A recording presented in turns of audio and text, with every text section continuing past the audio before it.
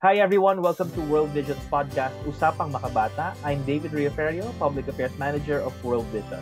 Today's episode is about FinLab program that talks about solid waste management and its connection to livelihood and how all these benefit our children. Our guest for today is FinLab Program Director Luz Mendoza. Ate Luz, welcome to Usapang Makabata. Hello, David. Good afternoon sa you. And really thank you for giving me this opportunity again for something like this na makabuluhan pag-uusap dahil sa kung ano yung World Vision sa atin and yung work ni World Vision sa atin. Oo nga ate. Again, si Luz Mendoza po, Program Director ng FinLab Program. Can't wait to dive into our main topic. Pero before yon, gusto ko muna, pwede bang ipakilala mo muna sa amin yung sarili mo? Paano ka napunta sa ganitong sector natin at paano ka rin naging part ng World Vision family? All right. Personal things. All right.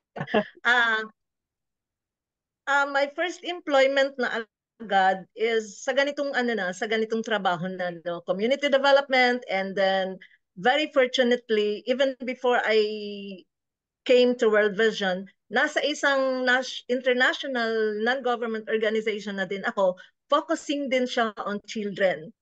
It's Mhm. just that, so naging buhay ko na siya ang ganito since first employment ko pa.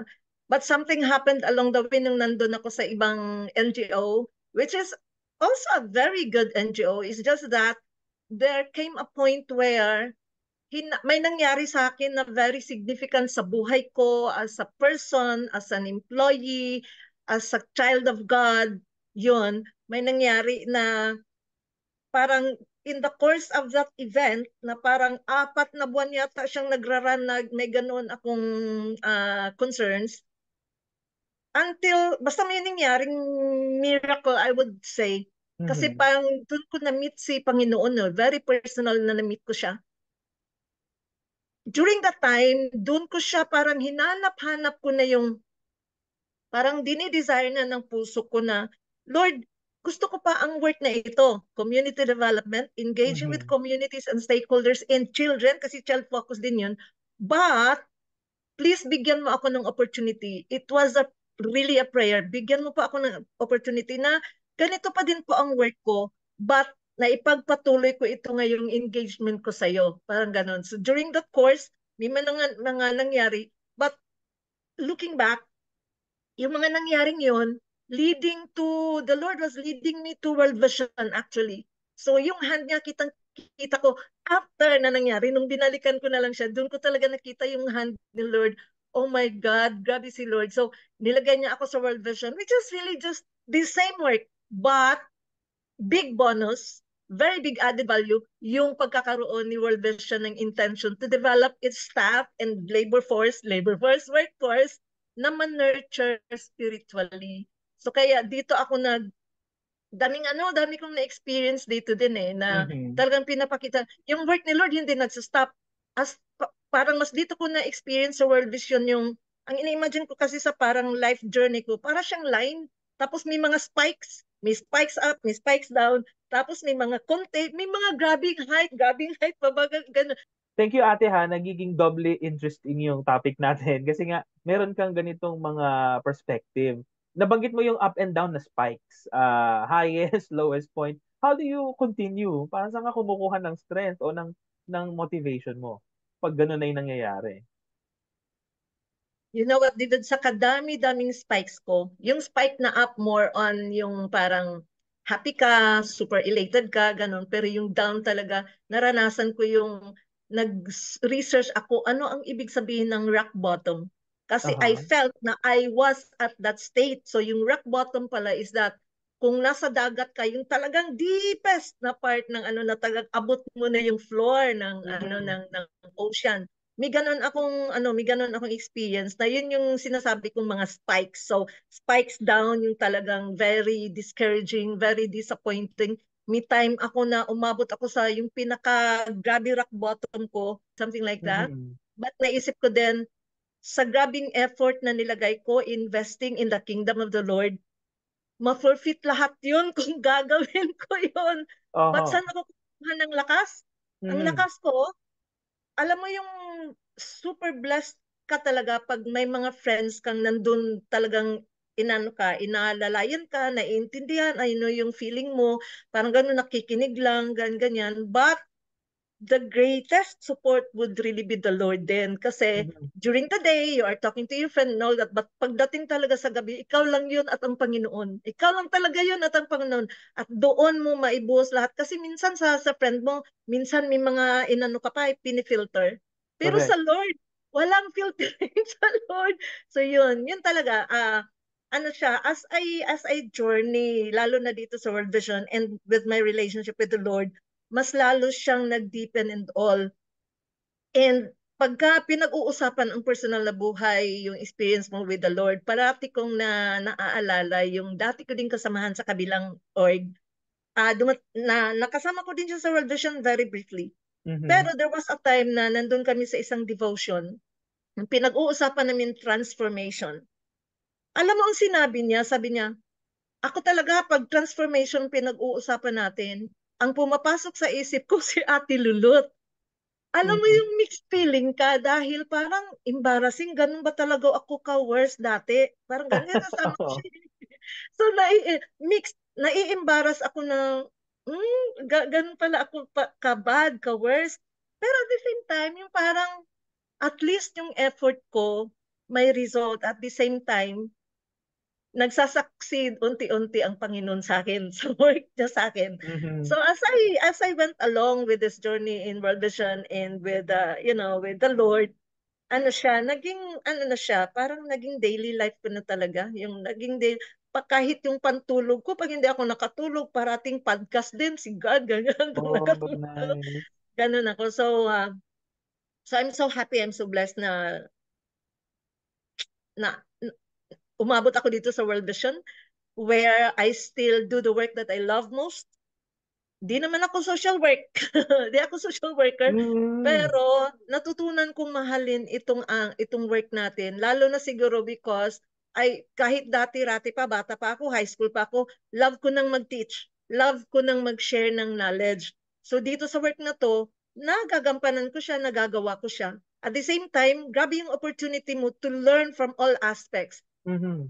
Maraming levels pa yan, ha? Maraming aspects kasi nga si World Vision, holistic, Correct. education, nandiyon lahat. So, grabe yung learning mo. At the same time, level din siya. Marami kang natutunan from the community, marami kang natutunan here, marami kang natutunan here, marami kang natutunan sa kasabay mo, ganon. So I'm so blessed, David, na nandito sa World Vision, and feeling ko I'm at my 61st year as a person dito sa world. Wow. But feeling ko, parang makakatakbo pa ako sa klase ng work kahit 5 years more pa. Ganun ang feeling ko. So, hindi nagwi-win yung passion ko in this kind of work. And the more everyday nag-grow yung relationship ko with the Lord. I'm so thankful with the Lord na hindi niya ako binibitawan. Lagi dun sa mga spikes ko, nandun lang talaga siya. Ganun Mhm. po. Ate, buhay na buhay sa inyo yung experience niyo with the Lord, ano? Kasi nabanggit ninyo, there came a point in your life na yun talaga doon kayo nag-pivot or doon niyo siya nakilala. Nung I was curious, nung bata ba kayo, meron ka bang nare-remember, ay oo nga, no, parang ito yung seed na naitanim dati. Kaya siguro tumubo later on nitong time ng life ko na yun. Meron ka bang mga na-attribute na pangyayari, kahit hindi nating specific, ano, pangyayari or tao na, yun pala yun, kaya pala. Mm-mm. Ano, maganda yung tanong, ang dami. Firstly, Catholic kami. So, 16 ako. Sa time namin, grabe pa yung observance, kunyari, nung pagmamana, yung parang pagka 6 o'clock, dapat uwian na, ang church, nagbibel, tapos uwian na, kasi dapat magkaano na kayo, dapat isa nasa bahay na lahat. Tapos yung mga church Sundays, mga events, Catholic events, yung mga during the mga Holy Week, ganyan, Christmas, lahat, maano naman kami, maano kami sa simbahan. In fact, my mother is parating na sa simbahan, leader siya, nasa Catholic Women's League siya, ganun, ganun. Pero, and nung nag-high school ako, nasa Catholic school ako, run by nuns. Tapos ang experience ko in terms of, mission siguro ng Panginoon. So, nagturo din ako ng mga kids, nag-catechesis ako, pero na, pag binalikan ko yung paano ko tinuruan ang mga kids dati, na-amuse ako at natatawa ako sa sarili ko. And I so miss the opportunity na yung Mhm. parang kung sana pala kung lumaki ako na ganito na yung knowledge ko of the Lord, ganito na yung relationship ko sa bata pa ako, siguro nung nagkatikista ako, hindi ako yung nagpaparecite lang ng Our Father saka nagbabasa lang ako. Siguro ang dami Oo. kong kwento sa mga bata at siguro grabe din yung na-impart ko sa mga bata in terms of, the importance of really knowing the Lord. Parang ganun. So, Mhm. dami din, no? So, kami naman, kung siguro, si World Vision, kung nandun sa community namin dati, siguro sponsored child ako. Kasi Oo. invite din O baka kami, gano'n. volunteer ka na doon ate kung sakali. Oo ba, ha? Baka Ah, volunteer ka na doon. or baka baka sponsored child ako nung dati, baka, no? Kasi nga, ano kami, parang, kaya naman ng parents ko, pero medyo kayang hirap. Parang ganon. So, Mhm. but the Lord is really good. So, yung mga sinasabi natin na talents na binibigay sa'yo, ganyan-ganyan. Actually, na-realize ko, grabe si Lord magbigay ng talents. Talagang pagyamanin mo lang, ganun, Mhm. ano. Hindi actually si Lord, hindi siya yung parang, pag nagbigay siya, buhos eh. It's up to you to Talaga. realize, no? It's up to you to really know and to realize na, uy, buhos nga pala. Hindi yung parang, Mm. basta parang ganun. So, I was on a scholarship ng high school. So, ano ko yung high school ko. Nung college naman ako, I was so fortunate, hindi naman kami coco planter, pero na-sponsor ako ng isang coco planter. So, nakuha ko yung coco field scholarship ko. Napunta Mhm. ako sa Silliman University. Yun nga lang. Siguro isang regret ko, hindi ko na hindi ko nakuha yung gusto ko sanang kurso ko. Mhm. But then, it doesn't matter. Kasi dito sa work ng tulad ng sa atin, kahit lawyer ka, pwede ka pagka nandun yung passion mo. Kahit engineer, Mhm. kahit anong kurso talaga, pagka passion mo yung mag-work sa, and open ka lang sa mga principles, ganun, bagong prinsipyo, sa ganun, kung open ka lang doon, willing kang Mhm. i-embrace din yun. Lots of opportunities. Grabe si Lord actually talaga magbuhos siya. So, nung college ako, ang dami kong opportunities, daming binigay si Lord sa akin ng opportunities for me to learn more about Him.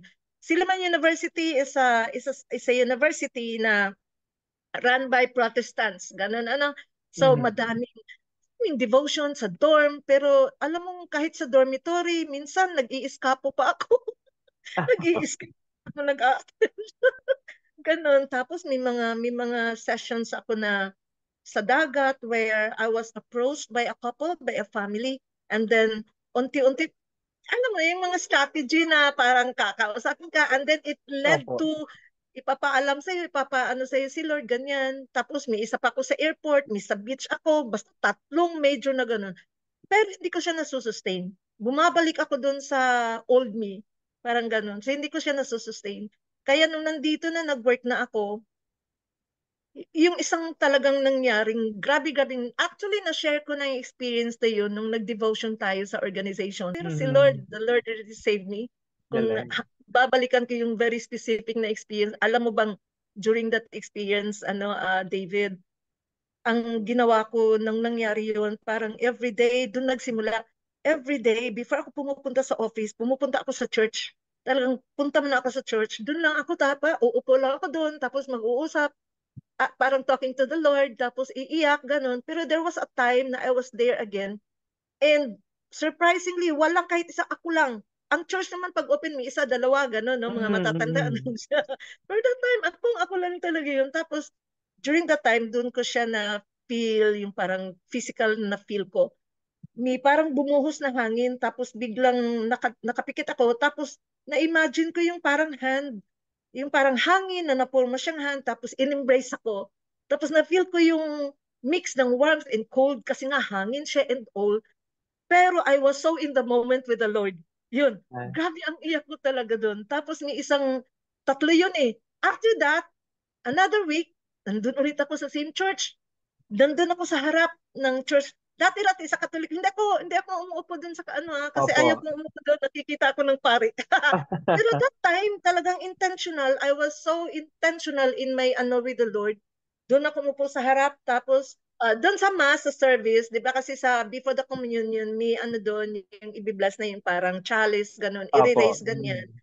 Tapos, ang practice kasi ang na ano ko parang I grew up na pag ganun na in reverence sa Lord, kailangan nakayuko kayo lahat, parang ganun. So hindi ko alam ano ang ginagawa ng pari pag ganun na. But nung time na yun talaga, parang I was so nagko-concentrate ako, pero talagang tinitingnan ko ang pari, tinitingnan ko yung chalice, ganyan ganyan. Tapos nung galing sa chalice ng ganyan, napunta yung mata ko sa mata ng pari. Ang Mm. pari din, parang nagkasalungat yung namin, yung tingin namin. Pero alam mo, ang na-feel ko, yung force. May force na nag-hit sa akin dito talaga sa center na parang isang malaking 1 peso na coin na gumanon. Mhm. Feeling ko, grabe ang sakit na grabing nagbe-burn siya dyan. Di ko maintindihan, di ko ma-explain ano yun. Di ko talaga ma-explain. And then, sa ganun pa din na period, confession. So talagang parang I was so din sa intention ko na i-confess ko talaga yung kasalanan ko kasi ganito ganyan yan. So nagkataon na yung na confession, diba sa Catholic na sa box. But that Opo. time face to Mm. face alanganin ako, but kasi nga hindi, parang sige, okay, ganito. Tapos nung after na, usually, ang pare kasi nagsasabi, you need to pray for ganito kadaming Hail Marys, ganito Mhm. kadaming ano. That time, walang sinabi ang pare. After, ang sinabi niya at ang narinig ko, yung booming voice, alam mo yung sa mga plays na si Jesus Christ or kaya sa mga radio play, Yeah. yung booming, echoing voice ng Panginoon pagka si Mhm. Jesus na nagsasalita, yun man ang narinig ko, David. Sabi Oh. niya, sabi niya, you are forgiven. Ganon. Tapos parang, so parang, ako parang, ano na naman to? Parang ganyan. But anyway, yun yung sabi kong parang miracles during the time na parang talagang nafe-feel ko si Panginoon na ginagabayan niya ako and he was there for me dahil dun sa experience ko. Ganon. So, yun, kaya naging prayer ko, Lord, dalhin mo ako sa isang sitwasyon where I still do what I do now, but then, nandoon ka lang lagi, parang ganun. So yun, Mm.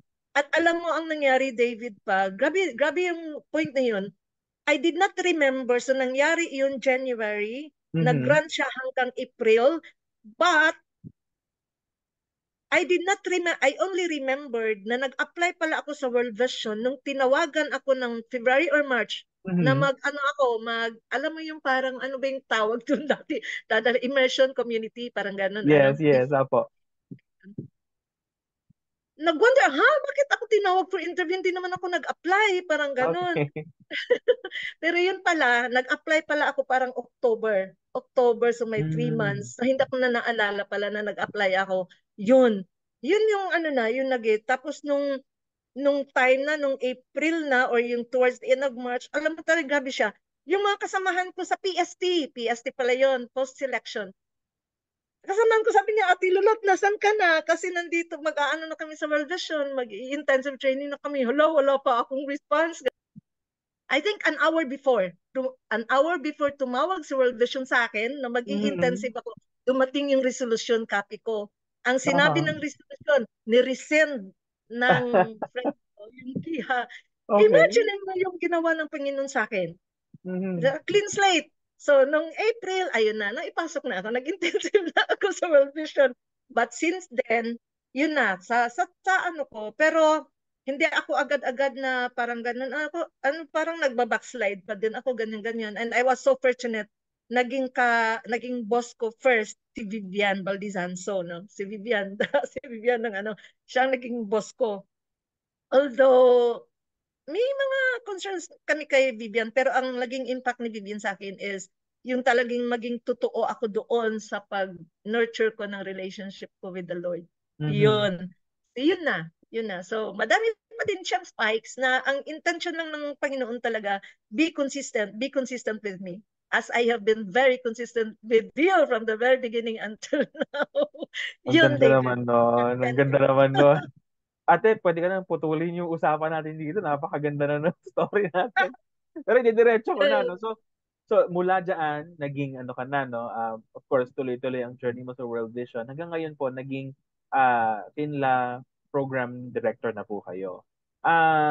Meron po bang pinagkaiba yung mga hinawakan ninyong projects noon? Kasi ngayon nakafocus tayo sa solid waste management at saka livelihood. Or Mm, paano po kayo nag-prepare para sa role na ito kung sakali? okay, ganun question. So nagsimula ako as AP coordinator, nasa operations ako. So Mhm. dati-dati ang tawag pa dyan ADP, Area Okay. Development Program Coordinator. Ngayon AP coordinator na. So I had a chance to also experience ano yung talagang naka-mainstream na programa sa World Vision, yung sa AP natin. Mm. So na-expose ako dun sa lahat ng sektor na pinapasukan ni World Vision. So after naging coordinator ako, napunta ako sa HAA, naging disaster management specialist ako, Mm. naging project officer ako. Tapos, nung naging HAE naman ako, daming opportunities ko for growth din. Naging part ako ng Regional Disaster Management Team ng Asia Pacific. Aha. So, I think grabe yung very long ang engagement ko with the RDMT. So, I was exposed to local, national emergency responses and then international emergency responses, ganun. And then after that, napunta ako sa SMIL. Yung SMIL natin ngayon, Mm. napunta ako doon for quality assurance and all. Tapos, so yun yun, no? Ang napasok, ang ganda ng mga opportunity sa akin, parang dun sa mga bagong intervention, parang bagong, ano siya, parang bagong intervention for World Vision, Mhm. dun sa iba, naging part ako. Kunyari, yung ating sa emergency response, itong ating NDMT, National Disaster Management Team, Opo. naging ano ako dyan, naging isa ako sa mga membro ng team sa HAA dati na nag-conceptualize paano ang Mm. National Disaster Management Team gawin. And Mm. then, after that, dahil dyan sa karanasan din from the region, so yung experience ko from the region, nadala ko sa Pilipinas, so para maging ano, yung ganun, maging malaki yung contribution ko. And then napunta ako sa being child-focused disaster risk reduction. So yung child-focused Okay. DRR, parang dun din na-engage ako first time ni World Vision to really look at being child-focused in DRR. Napunta ako doon at yung project na yon, in collaboration naman yun with the region. Kasi Mhm. regional project and Australian project, yun Opo. siya, World Vision Australian, parang ganun. So, alam mo yung experience ko in terms of the sector, from the Yeah. AP, in terms of DRR, from the specialized like HA and all that, disaster management, and then yung karanasan na inaibigay sa akin na ma-deploy in other context, yung Mhm. international na background, siya yung parang dito sa Finland, nagamit ko siya lahat. Opo. So, Oo nga. nagamit ko yun lahat. So, parang ano siya, para siyang, yun, naging ano siya, naging very fortunate ako kasi may mapagkunan ba ako, may mahugot ba akong experience, may mahugot ba akong knowledge na Mm. magamit ko dito at pwede kong ma-share sa iba paano yung approach ganito ganyan. Yun. Mhm. Ah, Ate, pag sinabing solid waste management, iba pa ito sa pollution, ano? This is one way of fixing it, ganun po ba? ang solid waste management, actually, minention mo ang pollution. Ang solid waste management, pag hindi mo siya nagawa ng maayos, nagkukos ng concerns around pollution. Okay. Oo. Tapos, ang solid waste management actually, so tingnan mo, sabi ko kanina, sa mga bagay na bago kay World Vision, minsan nai-involve ako. Kunyari, solid waste management. Mhm. Hindi masyadong focus ni World Vision kaya, si solid waste management, di ba? Mm. Hindi niya masyadong focus. But, dahil na-expose ako dun sa DRR, sa disaster management, at sa disaster Okay. management kasi napag-uusapan, ano ba ang mga causes for the hazards and all, parang ganon. Mhm. So kung titingnan mo, grabe yung link ng disaster management sa kasi saka yung solid waste management. Kasi ang ibang Okay. hazards are caused because of the improper practices dito sa pagmamanage ng waste. Hindi siya maayos na ma-manage, kaya may link siya doon. So Mm. nagagamit ko pa din yung ganong mga ano, ganon na mga knowledge in terms of looking at solid waste management. Gaano ba pala talaga kahalaga itong waste management? Saan Mm. ba talaga pala ito nagko-connect? anong sector ba pala nito ang pinag-aano niya, no, na may link siya, parang ganun. Mm. So, although first time ko din sa solid waste management, although naka-second phase na kami, but medyo hindi naman siya hirap matutunan dahil nga doon sa may mga link-link parang Yeah. ganun. Opo. Ate, ang Finla, ini-implement ito sa tatlong countries pagkakaintindi ko, no? So, Philippines, Indonesia, and Sri Lanka. Kung sa Yeah. Philippines po, ano ba yon? Meron ba tayong pinagkakaiba in terms of context, approaches sa sasagawa ng proper SWM? Okay.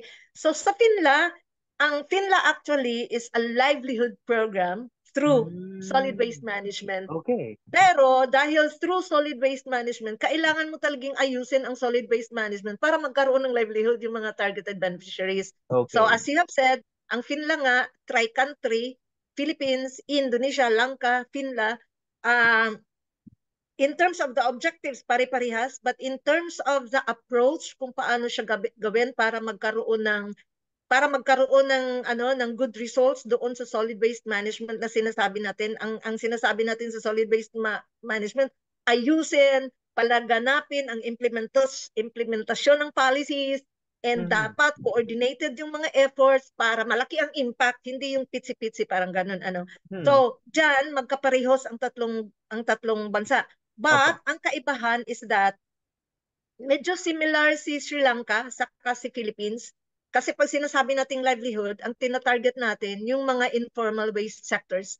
So Okay. the waste collectors na ngayon gusto naming tawaging resource collectors. And that term is also already adopted by the Department of Environment dahil they Hmm. also realize na nga pala hindi naman talaga siya waste. Resource talaga yung mga tinatapon na natin. So tawag namin sa kanila ngayon resource collectors. So similar si Sri Lanka sa kasi Philippines in terms of that aspect kasi ang targeted is the resource collectors. So individual, tapos we organize them into an association so that mas malaki yung efforts nila lalo na doon sa working with the government, raising their voices about their being informal sector and all that, and also really demanding from the government of their rights to good to good jobs, Mhm. good Mhm. condition jobs, parang ganoon. So, parehas ng approach.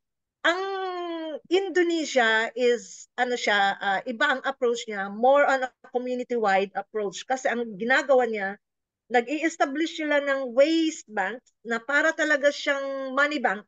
Okay. Instead of money, you bring all your, all your waste. Mhm. Pero dapat ka ding mag-register. Tulad ng sa bangko ng pera, magre-register ka doon, may account ka. Sa Waste Bank, the same. Individual households, meron din silang account doon.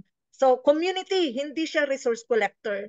Community, Okay. so bawat membro from the community na nagme-member sa waste banks, sila lahat nag-i-earn ng income dahil doon sa recyclables kasi ang kinokollect natin, ang Opo. mga recyclables, so binibenta ng waste banks, binibenta ng resource collectors doon sa mga industries, no, like Mhm. plastic industries. Diyan sila nagkakapera actually, no. So it's the major means of earning money whether individually or as an association. So yun lang ang kaibahan ng tatlong bansang ito. Similar silang and Philippines, Indonesia is the same.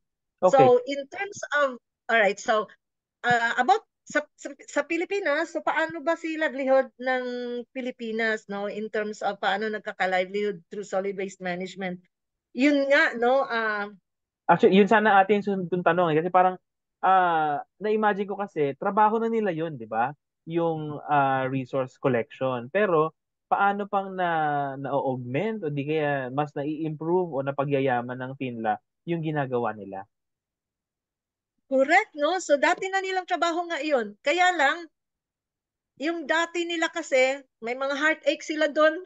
Talaga? Sige nga, pakwento nga May yan. mga, may mga heartaches kasi nga may kwento na ang common na kinikwento lalo na sa Pilipinas talaga hindi nawawala yang lalo na talaga yung nagsimulang informal collector talaga sila yun ngang Oo. Yeah. Opo. binubuli sila ng mga community, sinasabi sa kanilang hoy mga magnanakaw kayo na pati yung mga hindi gamit diyan ninanakaw niya parang gano'n, no. So Ah. very depressing din sa kanila, tapos sa dignity parang nakakababa daw tingin ba sa kanila, but with Finla ay masayang-masaya sila. Talaga? Kasi Paano?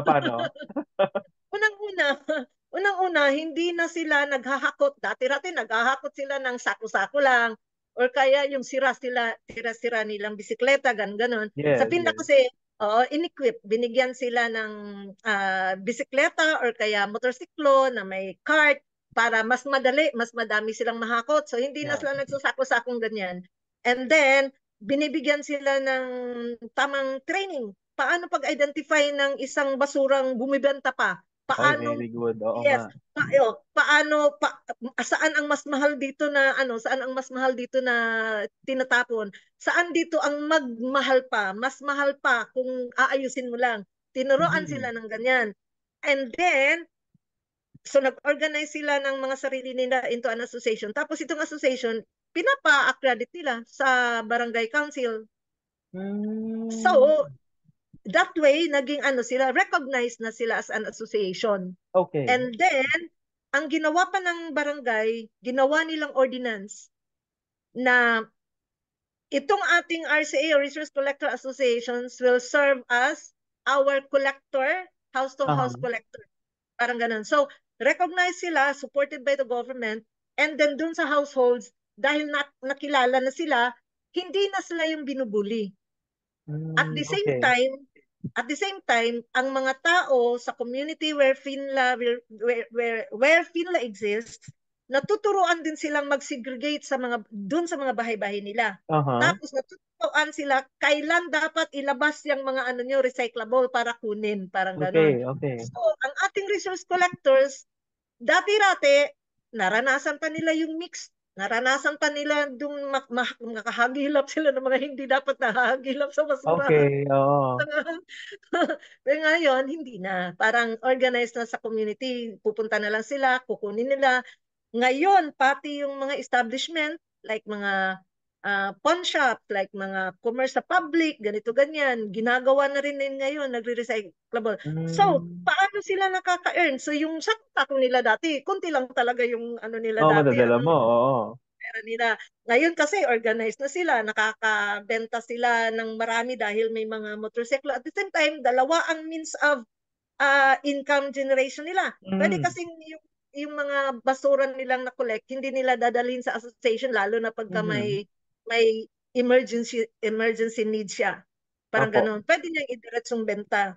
Or pwede din niyang diretsuhin na lang niya doon sa association, tapos hati-hatiin na nila later.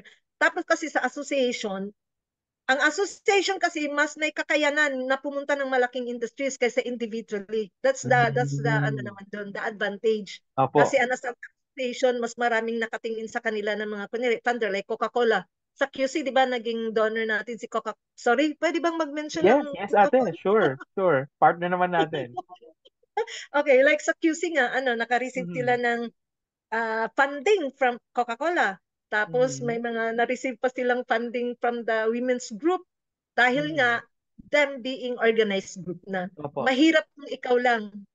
Kaya mo yan, but kaya lang, ang mga donors naman ngayon naghahanap where na i-manage ng maayos, tapos Mhm. madaming dyan, parang ganun. Mm. So, yun yung advantage. So, hindi na sila binubuli and Oo. increasing na yung income nila and maano pa no, ang maganda pa ngayon David, kasi nga sabi namin, sana talaga ma-recognize sila, ma-put sila into the formal sector ng labor force ba sa Hmm. atin, parang ganun. Okay. Kasi dati-dati wala man silang nare-receive na kasi nga informal individual pa sila. Ngayon at Opo. least natitingnan na tulad ng mga construction worker, at least meron ng mga pinag-uusapan paano ba, anong protection ang kailangan ba nila. Ngayon ang nangyari, may island-wide consultation ng lahat ng mga informal waste Oh, sectors nice. dahil ang intention is to federate into a national para maging mas pa sila, mas persa pa, mas may persa pa. So Mhm. hindi lang dalawa no, hindi lang dahil para mas maayos yung solid waste management natin, but also yung kakayahan nilang mag-earn from solid Mm. waste management, maprotektahan din yun. Parang ganun, Opo. and yun. Tapos alam mo, ang isang mga concerns natin sa solid waste management and doon sa itong livelihood and income generation is that yung fluctuating prices ng mga recyclable, parang ganun. Kasi Okay. minsan, mura, minsan may mataas ganyan. So isa sa mga parang advocacy point na gusto namin gawin is sana tulad ng presyo ng bigas na parang Mm. isa-stabilize, sana ganun din sa Oh, okay. recyclables. Dapat stabilized yan, parang uniform sana, parang ganun. Para, ano siya, wala siyang, hindi ko, parang, alam mo yung parang thriving ba ang business kahit nung Opo. RCA natin, pwede silang Mm. makipag-compete, ganun. Mm, mm. So, Ate, yun. ate, ang nakita ko rito, ginagawa na naman siya noon, ano, just that walang structure na maayos. Andyan na ang mga tao natin kumikilos, pero hindi sila nabibigyan ng, ano no, ng yung tamang gabay, halimbawa, o yung sapat Mm. para sa kanila.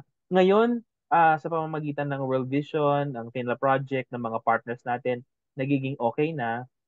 My heart, ate, bakit ngayon lang? Pwede naman pala. I mean, of course, Actually, madaming factors, ano? Pero ikaw, anong observation mo doon? Bakit ngayon lang nagaganap yung mga ganitong developments? Or dati ba meron na, baka hindi lang na-highlight? At ano yung mga steps natin to sustain this? Actually, meron na dati pa. Yun nga Mhm. lang, naging ano siya, para siyang pitsi-pitsi. Okay. Kanya-kanyang galaw ang bawat munisipyo. Kanya-kanyang, alam mo na sa priorities, hindi priority Yeah, ng isang yeah. munisipyo, ganyan-ganyan, iba naman ang priority. So, hindi talaga. But ngayon, sana nga, itong ngayon kasi parang grabe na ang discussion about climate change. And grabe Yeah. yung link ng Mm. solid waste management and climate change, di ba po? Opo. So, dito sa pag-uusap namin sa Cebu City, kasi new area natin ang Cebu City, grabe yung pag-uusap na about climate change. Imagine, yung mga targets natin around climate change, parang ang target is on 2030, parang 2030 dapat may ganun. Di ba ngayon Mm. 2024, 6 years, 6 more years. Pero di mo pa nafe-feel yung Opo. ano pa ang change para naman kasing mas grumabi ang ano no sitwasyon, mas uminit, mas grabe na yung buhos ng ulan, ganyan ganyan. So parang hindi man, pero yun nga ang tanong, bakit ngayon lang? Actually, isa sa yun nga no priorities ng government and all, Aha. and ano din yung will ng local government, will ng local officials. Talagang experience namin with lalo na sa Davao, sa QC, yung pagkasuporta, yung grabe yung support ng local government, may nangyayari dahil grabe ang support. Galing. Opo. Actually, David, pwede talaga siyang mangyari. Pwede talaga siyang mangyari. And marami siyang factors na kailangang mag-play para mangyari ito lahat. So, Mhm. unang-una talaga, wala namang problema sa policy kasi may policy. Okay. Ay kailangan lang talagang tingnan sa policy kasi kung titingnan mo kunyari sa policy natin sa solid waste management, sabi ng policy dapat may material recovery facility. Ako nga Yan ang yan. nakikita kong implementation, di ba? Pero kung Ah. titingnan mo sa Sri Lanka ng material recovery facility, it's so large, equipped with machine, parang ganon, no? Talagang recycling facility, hindi siya yung Mm. storing lang, parang ganon. Resource-wise, parang gipit. Ako na inisip ko, resource-wise, yes, pero sa vision mo pa lang, ganyan lang ang vision mo, eh, di ba, paano lalaki ang resource mo kung ang vision mo lang is maliit? Dapat ang vision mo malaki para yung efforts mo gearing towards that talaga malaki, parang gano'n. Ano? Mm. So yan, unti-unti namin yung pinapakita din sa kanila. And yun David, marami. Ang malaking factor na pwede talagang maging contributory dun sa success, yung talagang Mhm. coordinated efforts ng lahat. Okay. Alam mo yung 'di ba sa disaster lahat pupunta doon Mhm. pero nagko-coordinate lahat, parang gano'n. Mhm. Gano'n dapat sana. Hindi yun siyang programa ko yan, programa ko to, ganito ganyan eh. Yun ang, Mm. ang nakikita namin. So ngayon nga, tatlong communities lang kami Mm.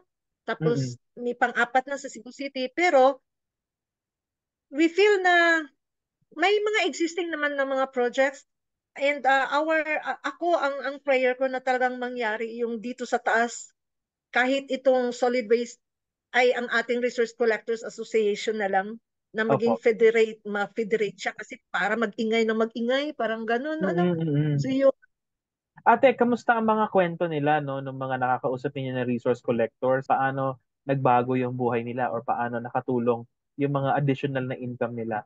dito sa Pilipinas actually, may isa tayong kwento sa Davao na kaya niyang magdagdag, bumili siya ng kanyang, so meron siya, may binigay kami sa Finla, but ngayon nagdagdag siya ng kanyang motorsiklo and cart para doon madagdagan pang income niya. Parang ganun, So, tapos, sa Mintal naman, nagkaroon, sa tatlo, no, may business sila na hinahawakan na aside from the, nila, collections. Nakapag-negosyo na sila. Nakapag-negosyo sila, may canteen, kaya may sila, yung mga nakukolekta nilang mga used clothing from the subdivision ng mga maayos. Opo. So binibenta nila, tapos yung iba nila parang ni repurpose into rugs, into bags, parang ganon. Tapos dito sa kabila naman, sa QC, nagkaroon sila ng kanilang junk shop dahil doon through the help din ni Coca-Cola, ganyan-ganyan. Ang tinitingnan ulit namin ngayon is yung value formation side of the whole group. Kasi yun yung medyo kulang. Kasi di ba sa Pinla, madalian, pass, RCA agad, association agad. Minsan nakakalimutan yung the value formation. Meron, pero hindi siya naging effective. Ibig sabihin, kulang. So may mga ganyan kaming conflict. But inaayos, oo. Ate, thank you for sharing these stories ha, yung personal mo na journey and yung journey ng ating communities. At least kitang-kita naman natin yung kamay ni Lord na kumikilos doon. And sa mga nakikinig na nanonood, kita nyo may liwanag sa dulo ng tunnel. Meron talagang hope kapag nagtulong-tulong tayo. Kay Ate Luz ko po natutunan yung yung multisectoral approach na dapat kikilos tayong lahat para po maging maayos at yun nga yung mga interest natin pagsamasamahin na lang para mag-benefit ang lahat. Ate Luz, maraming salamat po ha. I leave everyone with this prayer from Psalm 24:1-2. The earth is the Lord's and everything in it, the world and all who live in it, for He founded it on the seas and established it on the waters. Maraming salamat po Ate Luz ulit sa time ninyo. Salamat po sa pakikinig at panonood. Isa po itong masayang usapang makabata. Ate Luz, thank you so much. Thank you, David.